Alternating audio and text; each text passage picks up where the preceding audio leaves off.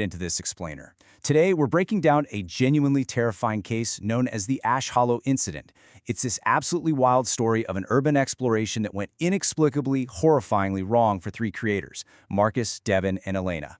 Now, these guys were seasoned explorers, right? I mean, they made a living walking through abandoned hospitals and flooded mines, so they really thought they had seen it all. But what they captured in their footage at Ash Hollow, well, it completely defies logic. So we're going to unpack exactly what happened by looking directly at the evidence they documented. You know, every good investigation starts with an inciting incident. And for Marcus and his team, it was this really ominous message. Just 3 weeks ago, they got an email. There was no sender name, no subject line, just a set of geographic coordinates, and this single incredibly unsettling sentence: find the lantern before it finds you. Now that's the kind of cryptic spam most of us would literally just send straight to the trash bin, wouldn't we? But for an urban exploration channel, this was a puzzle that was practically begging to be solved. So I really gotta ask you, what would you do if you got an anonymous email with coordinates to a location that essentially doesn't even exist on paper? Would you just ignore it, or would your curiosity kind of get the better of you? Well, instead of deleting it, our explorers chose to investigate. They packed up their gear and decided to follow those coordinates, basically stepping totally blind into an ordeal that would fundamentally change them. No, before they even set foot on the ground, Elena, who is the team's researcher, started digging into the location. And what she found, or rather what she didn't find, is fascinating. Ash Hollow Forest is an 1880s settlement that was abandoned after a fire, but not just any fire. It's a fire that absolutely nobody talks about. The locals actively avoid the area. The county has pulled all the modern trail maps, and internet searches, they are practically scrubbed clean. The only remaining trace they had was a really grainy trail cam photo attached to that original email, showing some trees at night with this barely visible, unnaturally tall figure standing in the background. All right, Section 1, the descent, entering the silent woods. So when they actually arrive in the Northeast Woods, it's 2:40 in the afternoon, broad daylight. You'd completely expect the natural sounds of a forest, right? Wind in the leaves, wildlife moving around. But the environment they step into feels entirely hostile and abnormal. Devin notices it first. The forest is completely silent. No birds, no squirrels. Just the sound of their own footsteps on dead ground. This total absence of life prompts Elena to state a very cold, unsettling fact. Devin kind of makes a joke about haunting them if he dies, and Elena just replies, "People already are." And she doesn't say it like a joke. She says it as a chilling absolute. What's really crazy here is the rapid escalation of their timeline. They arrive at 2:40 p.m. Just 40 minutes later, they stumble upon something completely unmapped. It's a half-collapsed, partially burned church basically swallowed up by century-old trees. The progression from an eerily silent forest to finding this hidden architectural ruin is remarkably fast, and it really sets the stage for what lies beneath. Moving on to Section 2, the evidence, inside the church. The scene inside this church is incredibly disturbing. The air heavily smells of wet ash. Marcus notes that candles are melted down to absolutely nothing on every single surface. Plus, there are these black stains creeping up the walls in patterns that, well, they deliberately don't look accidental. But the absolute strangest detail? The photographs. Old 1890s family portraits are nailed to the walls, but every single one of them is inverted, upside down. When Marcus reaches out to turn one right side up, Elena aggressively grabs his arm and tells him not to touch them. She clearly knows something about the rules of this place that she isn't sharing quite yet.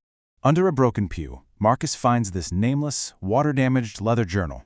Most of the pages are completely ruined, but, and this is the crucial point here, there is one single readable page. 4 words: "The light shows death." The author of this journal had pressed the pen so deeply into the paper while writing this that the letters almost cut straight through the page. It's a desperate, terrifying warning left behind by whoever was here before them. Which brings us to Section 3, the artifact, beneath the altar. Suddenly, a rhythmic, deliberate sound of metal dragging across stone starts echoing from below them. It lures them to an old iron-handled door built directly into the floor behind the church altar. When Devin pulls it open, the atmosphere instantly shifts. The smell is described as cold and deep, literally like opening a freezer that's been sealed for decades.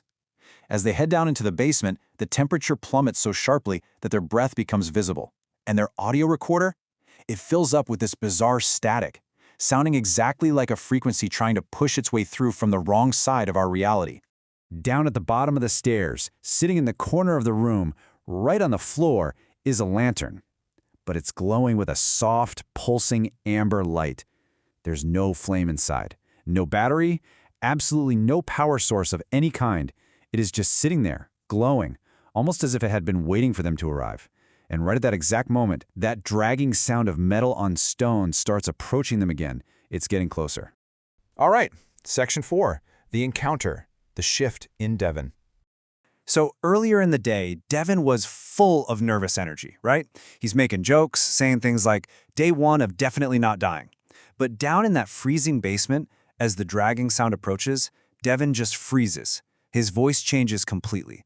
All of his previous sarcasm just drops away. When he looks behind Marcus, his tone becomes incredibly flat and controlled. He just says, "There is something behind you." Guys, he sounds like a man trying very, very hard not to scream. This tonal shift is honestly one of the most chilling pieces of evidence from the entire footage. Let's actually walk step by step through the terrifying final seconds of the video they captured. First, the metallic dragging sound gets right upon them. Second, Devon freezes up and his voice flattens out to deliver his warning. Third, Devon turns the camera toward Marcus, revealing what is standing behind him, and it's an unnaturally proportioned entity.